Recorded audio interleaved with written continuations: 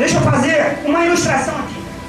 Se de repente o pastor Reginaldo tem uma prova do tamanho desse celular, olha pra cá. Essa é a prova que o pastor Reginaldo ganhou a luta. A prova, a circunstância contrária que ele está passando. Segura aqui, pastor Reginaldo.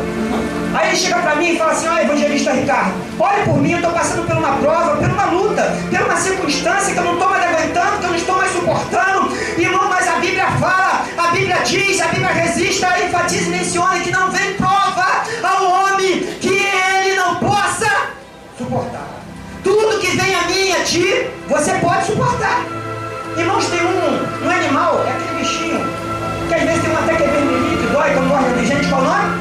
A formiga. Qual o tamanho da formiga? Pequenininha. Mas o que ela carrega? Às vezes carrega uma folha, às vezes carrega um objeto maior que ela. Olhe para a formiga, quando você estiver reclamando, murmurando do que você está carregando, daquilo que você não consegue carregar, daquilo que você não consegue suportar, olhe para a formiga, ela vai carregando as coisas, irmão, e vai colocando lá no local lá que ela trabalha com formiga. Sabe por quê? Tudo que vier com as mãos, faça conforme a tua força. A sepultura que tu vai, não a obra nem indústria, nada. O que tem que fazer é aqui e agora. Independente do que seja. Irmão, ninguém recebe carga pesada não. Toda a carga que você recebe, você pode suportar. E Deus sabe que você pode. Cristo suportou uma cruz. E por que eu e você às vezes reclamamos? E aí o pastor Reginaldo fala assim: evangelista Ricardo, tem como você orar por mim? Eu falo: tem. Eu oro por ele. E ele está nessa prova do tamanho desse celular. O que vai acontecer? Eu vou orar por ele, Deus vai dar vitória a ele. Deus vai dar uma prova a ele maior. Uma prova do tamanho desse DVD. A prova dele era desse tamanho. Aí o que acontece? O pastor, qual o nome do pastor? Adalto recebe a prova desse celular. O que o pastor Reginaldo vai fazer? Vai falar para o pastor Adalto: ore que Deus vai te dar vitória. Isso é trampolim de fé. Sabe por quê? Porque se a irmã Regiane venceu, eu também posso vencer. Se a irmã cantora venceu, eu também posso vencer. Se eu venci, você também pode vencer. É trampolim de fé, irmãos. A fé é o firme fundamento das coisas que não vemos, mas cremos. Vai em Hebreus capítulo 11, versículo de número 1. A fé, irmãos, não é apalpável. A fé é aquilo que eu não estou vendo. É você ter fé, você acreditar e você determinar que vai acontecer. Obrigado, pastor.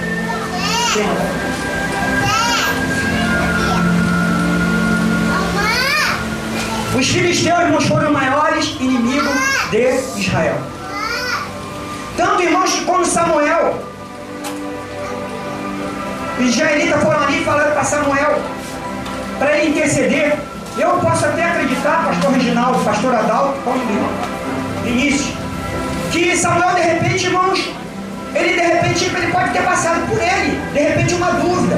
Por quê? Porque a arca do Senhor, o que aconteceu com a arca? Ela foi levada. E de repente poderia passar por isso. O que eu quero dizer com isso?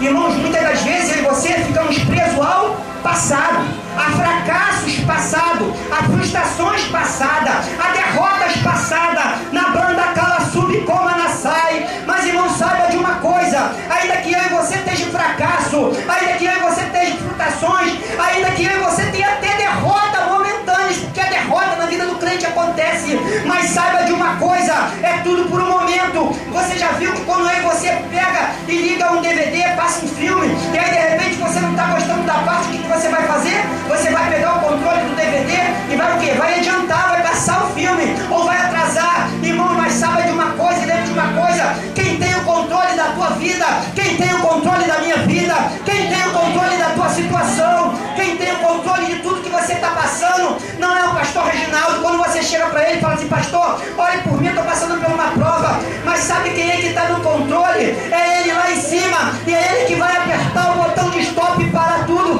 Irmãos, e os anjos, eles estão até acampados ao teu redor, porque ao teu redor estão os demônios decaídos, porque não existe anjo decaído, é demônio decaído. Os anjos estão ao teu redor. Mas aí, por que você pode se perguntar se os anjos estão aqui vendo tudo que eu passo, vendo tudo que eu estou acontecendo comigo, tribulação, luta, circunstância contrária, porque eles não podem fazer nada? Enquanto eu bebo água, você pode dar glória.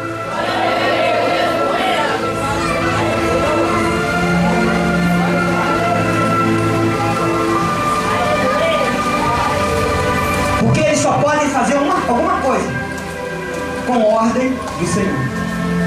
Porque o Salmo diz assim, ó: o anjo do Senhor acampa ao redor do que o teme e o livra. Mas é com ordem do Senhor, porque o Senhor dará ordem a seu respeito. Não existe anjo da guarda, como a Igreja Católica diz.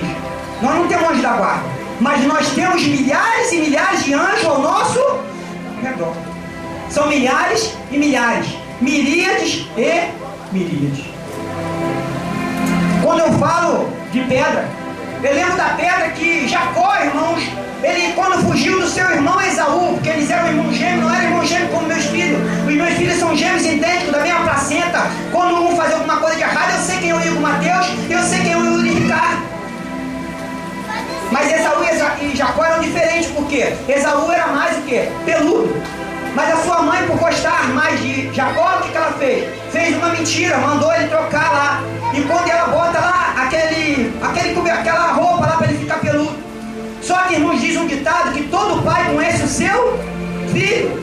Isaac, irmãos, mesmo na cegueira, mesmo cego, eu creio que quando ele falou assim, ó: é você mesmo, meu filho Esaú? Jacó falou assim: sou eu. Mas ele lá no fundo, ele sabia que ele estava sendo enganado.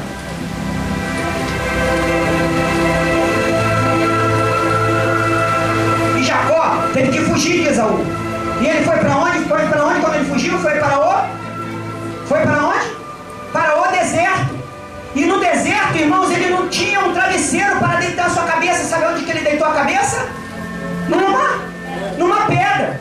E quando ele deitou a cabeça numa pedra, o que aconteceu? Ele sonhou. Quem tem sonho aqui, levante a mão. Quem tem sonho aqui atrás, levante a mão. Diz um hino aí, uma música, que diz que não é proibido sonhar. E eu sonho. Já teve sonhos que eu sonhei e aconteceu, foi realizado, graças a Deus. O sonho de ser pai e pai de gêmeos, o sonho de ter minha casa própria e ter minha casa própria, né? E outros sonhos também. E tem sonhos para ser realizados. Deitou a cabeça numa pedra, você deita num travesseiro macio, sonha, irmãos. Está demorando a acontecer? Vai acontecer, mas é no tempo de Deus. Quando eu lembro de pedra, eu lembro do próprio rei Davi, que com uma pedra, irmãos, o rei Saul tentou até emprestar a sua armadura para Davi. Mas Davi, irmão, não quis saber da armadura de Saul. Sabe por quê? Ele lutou com as suas próprias armas. Sabe o que ele pegou? Ele foi lá no ribeiro e ele escolheu quantas pedras? Quantas pedras ele escolheu lá no ribeiro? 5 pedras.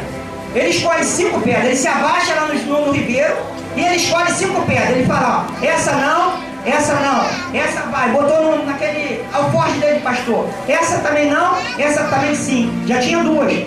Essa não, essa sim, 3. Essa não, essa sim, 4. Essa não, essa sim, 5. Quando ele estava com 5 pedras dentro do alforje, ele foi em direção ao gigante filisteu chamado Golias. E ele, irmãos, não precisou de mais de uma pedra. Ele meteu a sua mão no alforje e pegou somente uma pedra. Bem, irmãos, porque independente do que está na sua mão, independente do que esteja ao seu alcance, não é o objeto que está na sua mão, não é o que você tem, não é as qualidades que você tem, não é a posição que você exerce, é o Senhor que é contigo, é a tua pedra de ajuda. Aleluia. E ele com uma pedra derrubou o gigante Golias.